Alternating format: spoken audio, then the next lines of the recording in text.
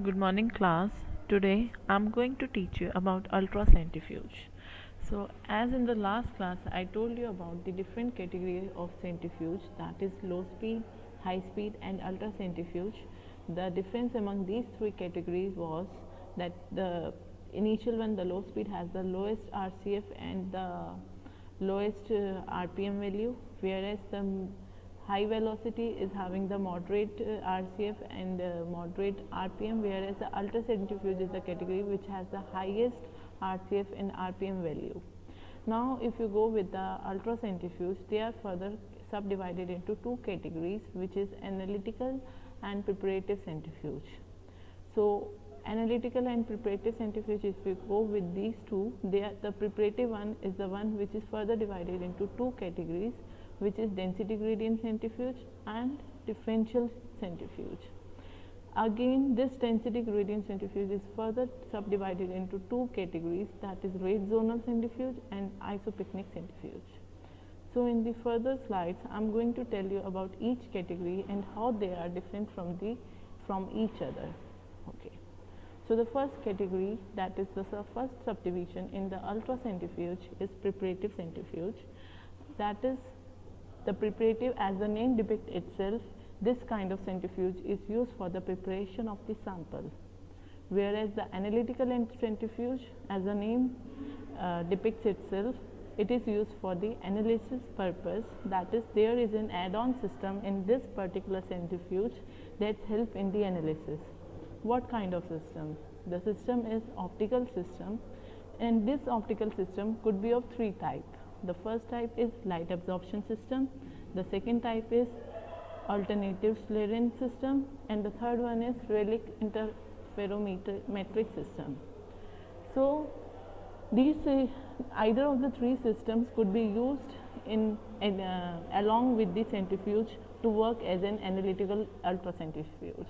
So, what's the purpose of this analytical ultracentrifuge is that once you are separating the components on the basis of its density, you would be able to analyze those samples side by side to know their geometry or to know their composition. So, in short, you can say that analytical ultracentrifuge is a combination of a simple centrifuge along with some optical system, or you can say along with the spectrophotometric instrumentation. So, whereas in the preparative it is a normal centrifuge, as you have studied in the earlier centrifuge as well, but here the difference among the previous one and this one is that it has the more RCF value.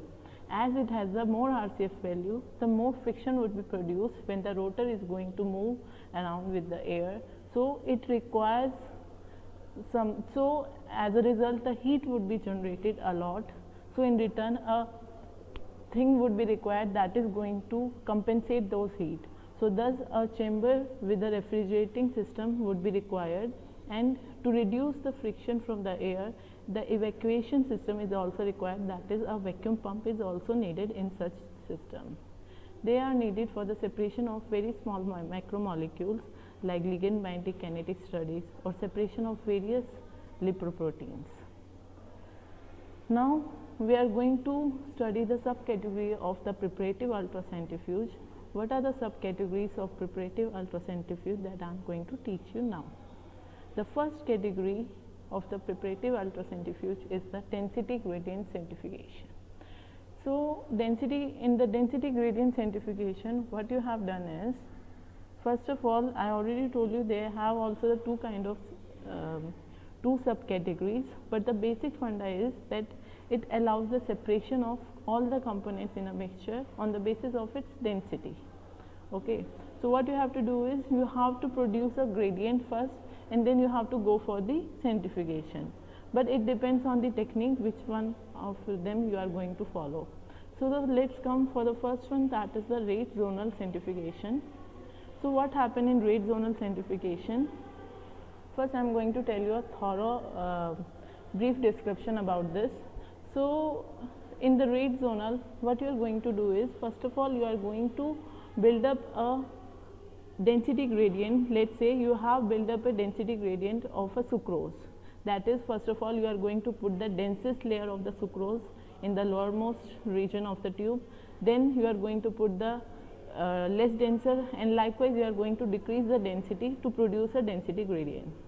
The next thing you are going to do is you are going to overlay a sample, the sample which you are not acknowledged with its density. You are going to put the sample over the density gradient which you have just generated in the tube, and then you are going to centrifuge that sample. Now, the basic thing here which you need to consider is that the density gradient, whatever the maximum density of the solution is, it should be less than the density of your sample.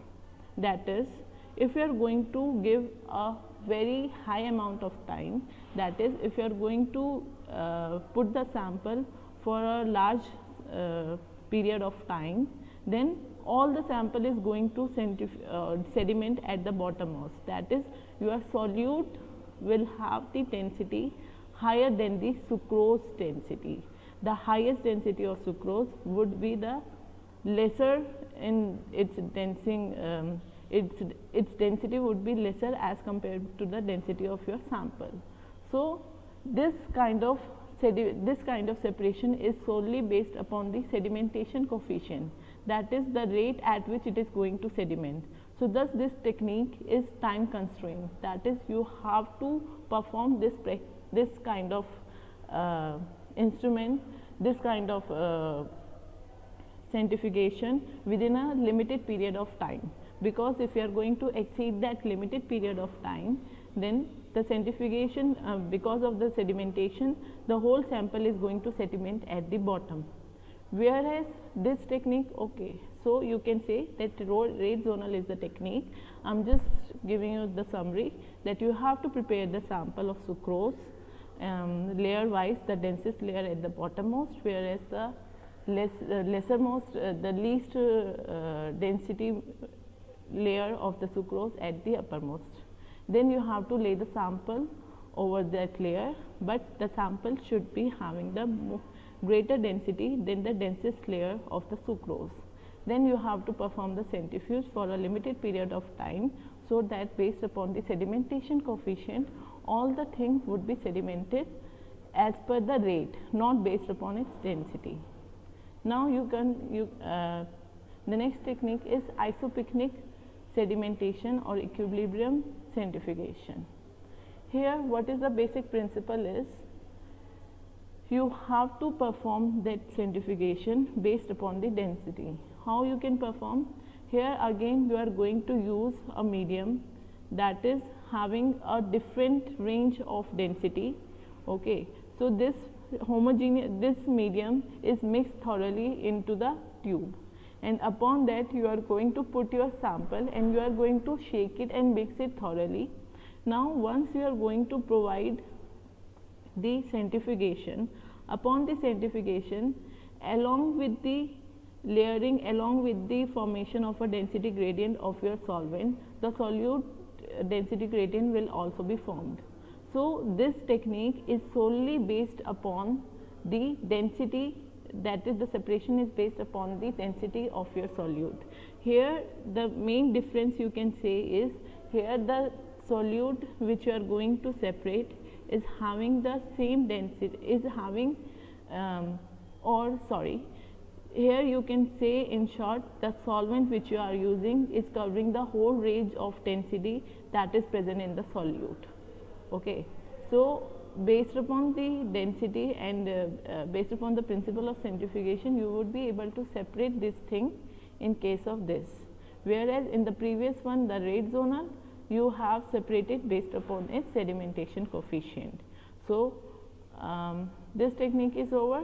So, now once you are done with your sampling or once you are done with the centrifugation, then you can take the respective layer to go for the further analysis. That is why this technique is called as preparative centrifugation. The next technique which I am talking about is the differential centrifugation. You might be confused that where the differential centrifugation came from. So, I just revise that thing, that ultracentrifuge has the two categories, the preparative and the analytical. Analytical has the two category, density gradient and the differential. In the density gradient, I have already told you about these two techniques.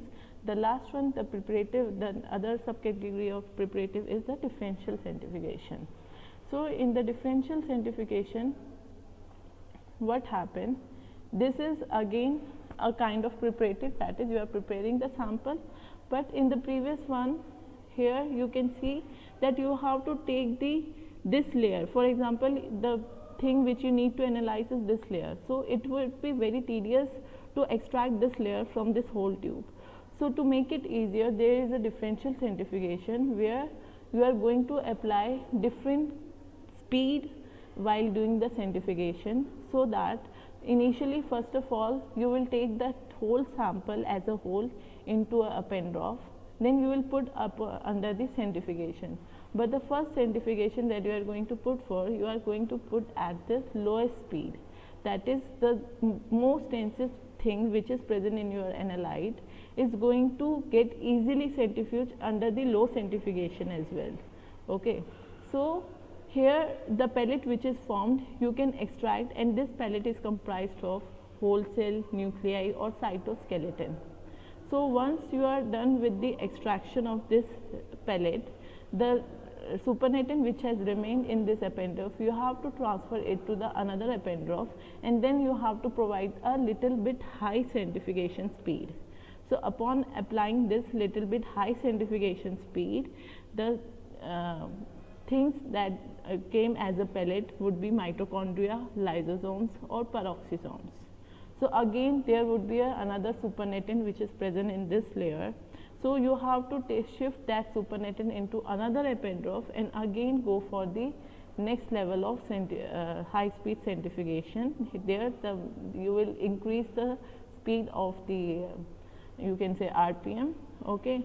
So in this case, the pellet which you will get would be comprised of microsomes and other small vesicles. Then you are in the last going to apply the highest speed. That the things that are going to form as a pellet would be ribosomes, viruses and large macromolecules.